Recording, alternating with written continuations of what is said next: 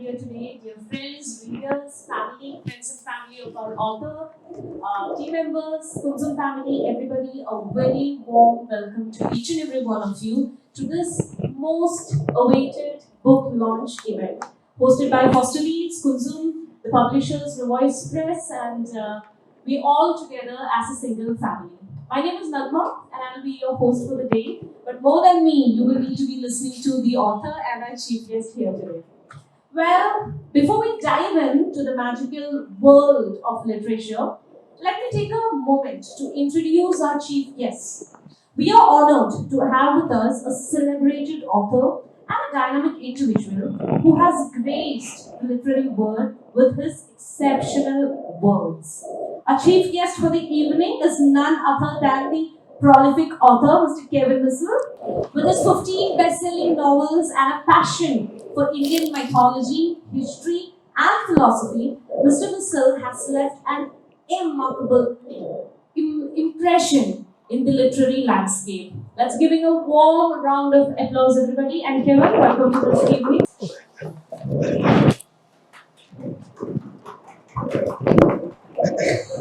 It should be very awkward if I were to introduce the main star of the show, star of the day, right? So let me take this opportunity right now to introduce the talented author who's turning into a superstar with her book, The Wandering Star.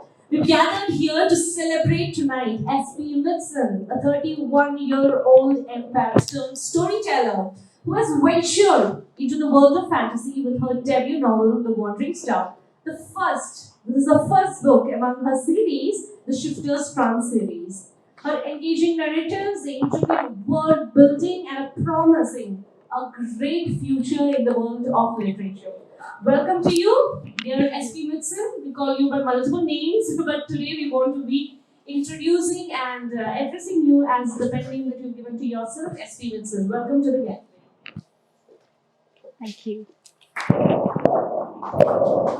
Before we deep dive into every details of the book, before each of you who are gathered here today purchase a copy of the book that is available, and before you get the chance to ask our author and the chief guest a lot of questions, yes, you are having a chance to ask a lot of questions.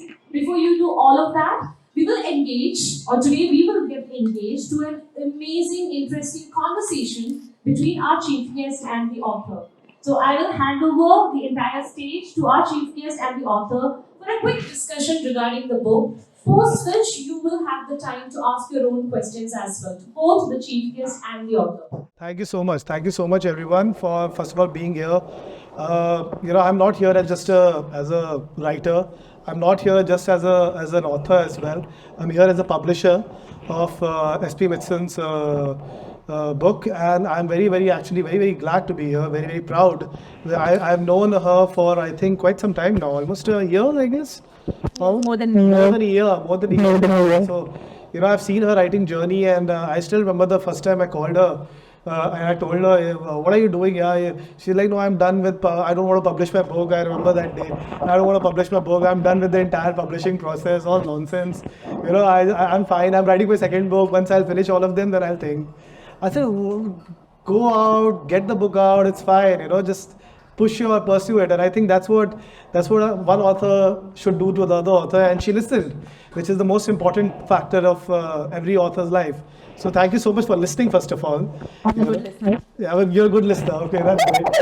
Prateek, do you agree to that? So, but absolutely, yeah.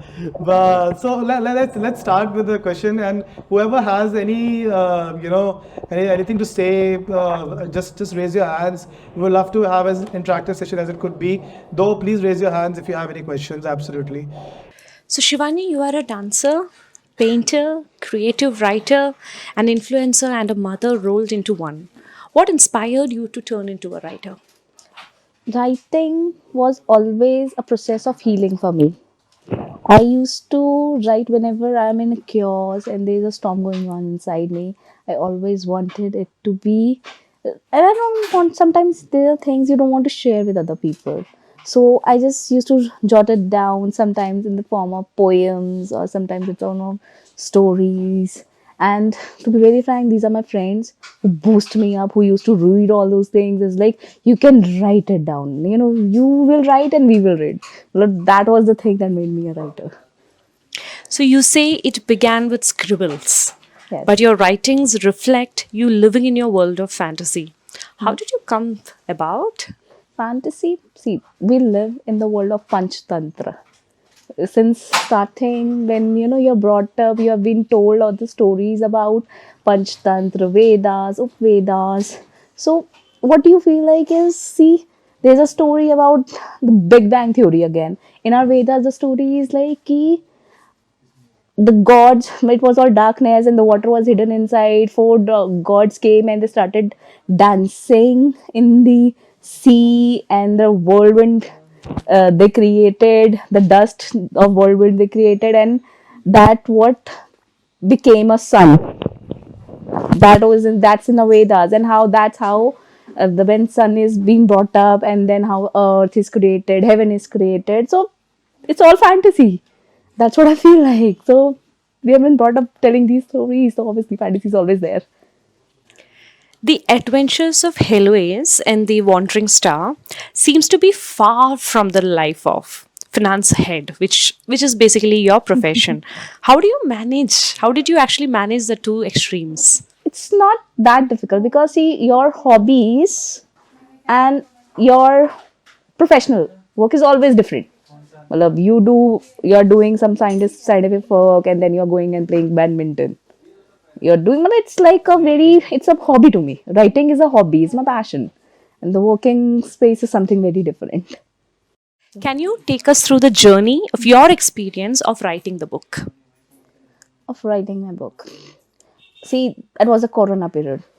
I just remember it was a corona period. I was in a like, I just had a baby, and I was stuck with a small baby in a room because it was corona, so I was not allowed to get outside. And after a period of time, I wanted to do something. I wanted to express myself. Again, I told you, like, there's a storm going on inside. You have to just expel it. So I started writing again. That's how I started writing this time. Where do you seek to take the book from here? Oh, it's like shooting for the stars. Yeah, in the ground, and yeah, we are shooting for the stars, aiming for the stars, like that. Did you read your story to your child as well? What did your child feel about it? I can't read my book to my child because it's 16 plus. The age limit is there, but obviously, when he'll come to an age, I will obviously want him to read my story. What is your next journey going to look like? What can we expect from you next? I am working on the next part of this book. This is going to be a sequel, and let's see. I have written the climax, and I'm now. This is the part of thing. This I always write climax first, then I put whole story. That's the thing with me. Okay, tell us this. Why is reading important, and how do fantasy stories help in this journey? See, fantasy is always an escape. What I feel like is fantasy world gives you infinity. There is no limit, there is no bars, there are no boundaries, and you can create anything, you can feel anything. But the authors have no limits when they come to creating a fantasy thing. That's what I love about fantasy. That's the thing. Tell us who's your favorite author. My favorite author right now is obviously Sarojini Mas, because she's the one who again engrossed me into reading her book, The Accord of Thorns and Roses, the Qatar. That's the first book I picked up again when I started reading, and it literally engrossed me. And I gobbled up a first, second, third, fourth book like in the series. That's why currently she's my favorite author.